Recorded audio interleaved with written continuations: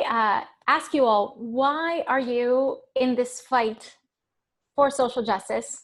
If you think you are, it's anywhere in this in this road that we all seem to be walking on.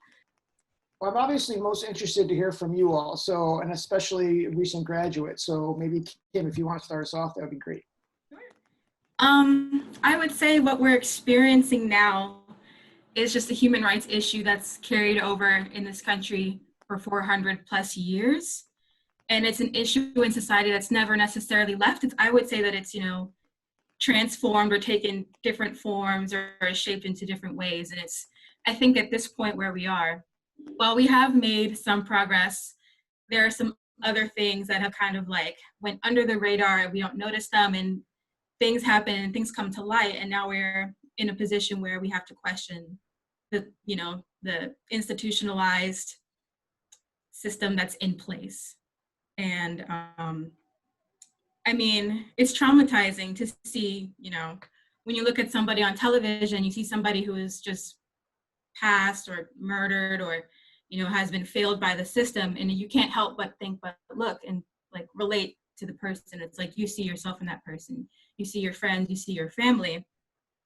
So yeah, I would say it's just an issue that's taken different forms, and I think it's time that we really address it and really do something about it. So do you feel that because of things that have happened recently,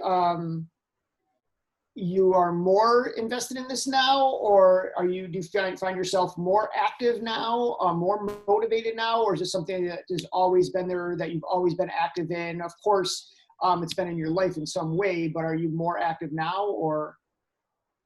I would say my activism truly started when my friends actually in high school encouraged me to join the Black Student Union at my high school, which is James Hubert Blake.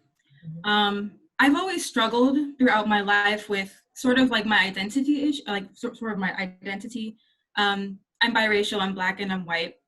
And I've kind of had a struggle, identifying with my hair, identifying with my skin. And I wanted to really adhere to, I guess you could say, quote unquote, white culture in Maryland. So I struggled with that for a bit. My friends kind of carried me through the process of, transitioning my hair from, being chemically treated to being natural.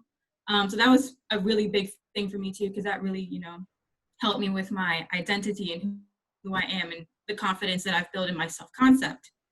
But I would say that, since then, my activism has stemmed from that experience of being brought into the BSU, learning about, really learning what has happened in this country before the transatlantic slave trade, during, and then after, and where we are now. And I think with George Floyd, the murder of George Floyd, I think that was really the tipping point for most people.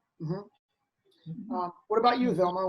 How do you view all this, where you are in social justice and how you got to this place? Right. Well, thank you, Professor Vincent, for that question. How do I view myself in all of everything that's happening in this world right now, not just here in the United States, but worldwide? I would not say that I'm an activist. I am not.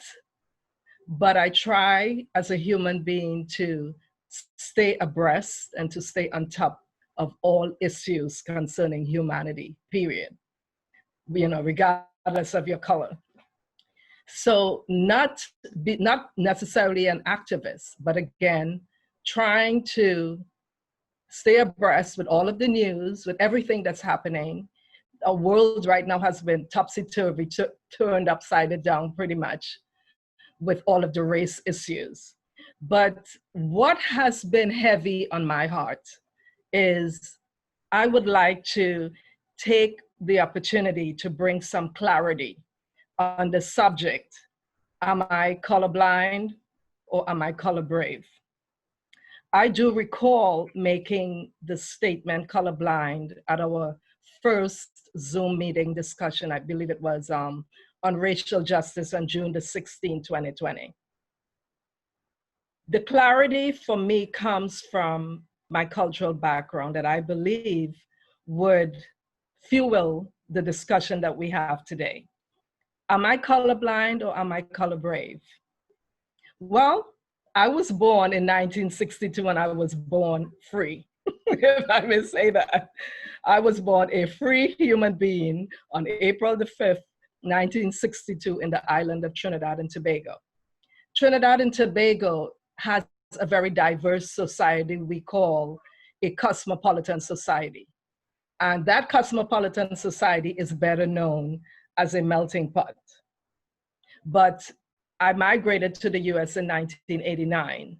So the melting pot and the cosmopolitan society is what has framed my thinking to deal with the issues of race in America since I migrated to the country in 1989.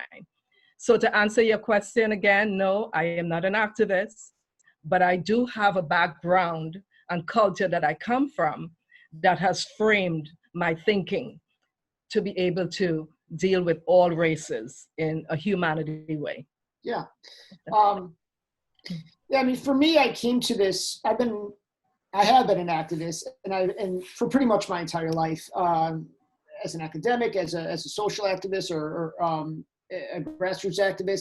And I credit that to my growing up in a household that was very anti-racist, and I did a lot of what my parents instilled in me. But I think there's a lot of, especially for somebody being white, there's this idea that there's this aha moment that is if I saw somebody being black being beaten, and then all of a sudden the light went off and I became, an activist. That's just not the case. Right. It's layers, right? So it is being a child or being younger and trying to find somebody I could identify with in the history books, and never really identifying with the kind of milquetoast white abolitionist, but then finding John Brown in the history books, the first white person during slavery who was the most radical, who was so anti-racist he was willing to die himself to stop it. And I said, here was somebody that hated racism as much as me.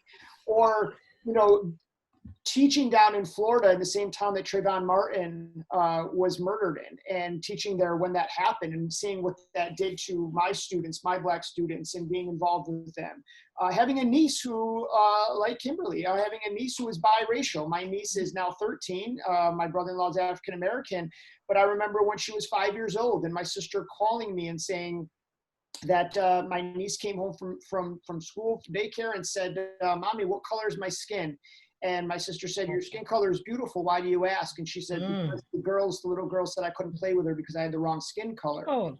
And my sister said, Vin, I knew this was going to happen. I just didn't know this soon. And so it's wanting the world to be better for her, for my students now. So for me, it's thinking beyond my generation. It's not about me. It's about future generations, future students, people I don't know, and creating a world that is a little bit less racist, or anything I can do for my niece and for those people, for those children. So I've always been in this, but even if you say you're not a racist, and in some ways you don't realize that you are, right? Understand that the power structure and the forces of hate that are out there, they don't want you, Vilma, or Kimberly to be walking that stage. So by you choosing to step in that classroom, by you choosing to become educated, by you choosing to graduate, that in and of itself is an act of resistance. The biggest form of resistance, Black advancement, which is what they hate. And so you, just by doing that, have really proven already your resistance and your fight and your success in this fight without, being in the streets per se and other things like that. So don't ever underestimate the power of what you've already accomplished and how that's actually going to change the world in big and small ways.